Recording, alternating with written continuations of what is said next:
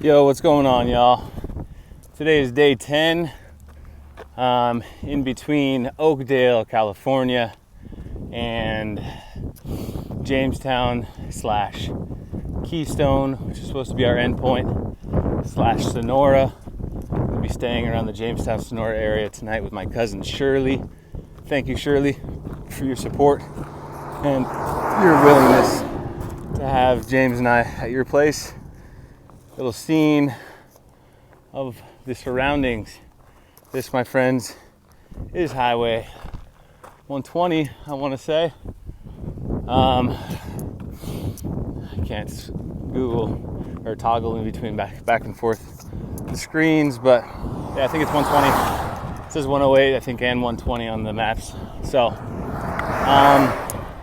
today, I want to do a shout out to one of the most integral and important parts of this project. And yes, it has become more than just a walk, it's a project, right? The Walk for Peace project, or Walk for Peace 2020. It's thanks to Katrina Dobieski for so much behind the scenes support. She has been amazing. The fact that when James and I told her about this, that within 48 hours, she had informed her employer that she'd be working remotely, received the approval to do so, agreed to drive out with us. We didn't even ask her. She volunteered. And James and I are so grateful that she's coming with us. She's meeting up with us the day after her beloved grandmother's funeral on the 7th. May her grandma rest in peace. But we just want to do a shout out here to Katrina. I just wanted to let her know how much we appreciate her being willing to join us on this. It's going to be huge having a support vehicle with food and water and supplies. She, in a lot of ways, is becoming the brains behind this operation, which is good because my brain capacity only goes so far sometimes. So, Katrina, we appreciate you. We love you. Thank you for all you do. And may God bless your soul. So, sort of a challenging day so far. Sort of in the middle of that crucible of affliction, you might say. It's because, it's giving me more of a I don't know what the word is, but I'm developing more empathy, I think, and more of an understanding as to what the pioneers went through and what soldiers in early America hiking all across these valleys and all across this country went through. That's very apropos that I'm thinking back to that. And that my buddy James and I have been talking about that because it's Independence Day. And a lot of why we're doing this walk is to honor the sacrifice that our fallen heroes have made to keep this country together. I feel like maybe not more so now than ever, but I feel like our country is very much at a crossroads right now. And there's a lot of divisiveness, a lot of division in America. And I believe it's the responsibility of every American and every individual, every human, to strive to have peace and to strive to be accepting and to strive to be kind and loving to their fellow man. It's all of our duty, right? Whether we're there or not is up to interpretation based on the individual and those around the individual. But it's our duty, it's imperative that we each learn to do just that, to find peace within.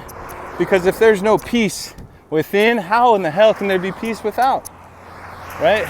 If the majority of the people of a nation, of a community, of a neighborhood are not at peace, that neighborhood, that community, that nation will descend into chaos and anarchy and war.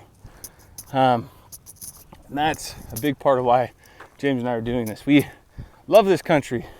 We believe in the values that this country espouses, the values of freedom, the values of liberty, the values of not just the moral fiber and the moral fabric of this country are not just based on civic law, you guys. A lot of it is based on natural law. Life, liberty, and the pursuit of happiness, those are natural law ideologies, right? Stemming from John Locke for sure, but also I believe from, I want to say Roger Sherman. Correct me if I'm wrong, historians, but, and not the Civil War Roger Sherman. I think I have the wrong name. Who's the founder of Rhode Island? Anyway, I can't remember the guy's name off the top of my head. But there was one of the American founders, one of the American pilgrims, or not pilgrim, what are they called? Just one of the American pioneers who had come over from England, explorers, right?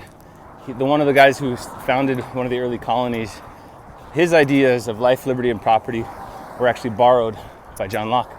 Anyway, that's going pretty far back. What I'm trying to explain is these are the fundamentals of what America is and what the individuals in America have the duty or duty bound as Americans to hold these things right here.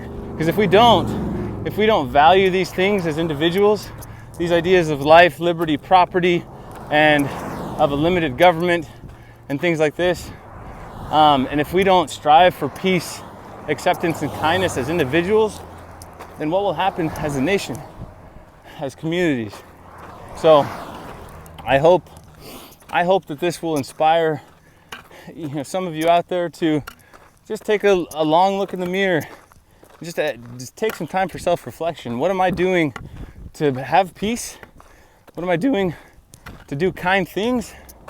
And how can I do more? Right? This is what I'm doing, right? I'm walking for peace. I'm walking for acceptance. I'm walking for kindness with James, with Katrina, and with this Walk for Peace 2020 team. So, food for thought, guys. I don't mean to preach, but it's on my heart. I love this nation. I love this land. God bless America. God bless you all. God bless humanity. Let's come together. Let's rise. Let's raise our frequency, y'all. Peace.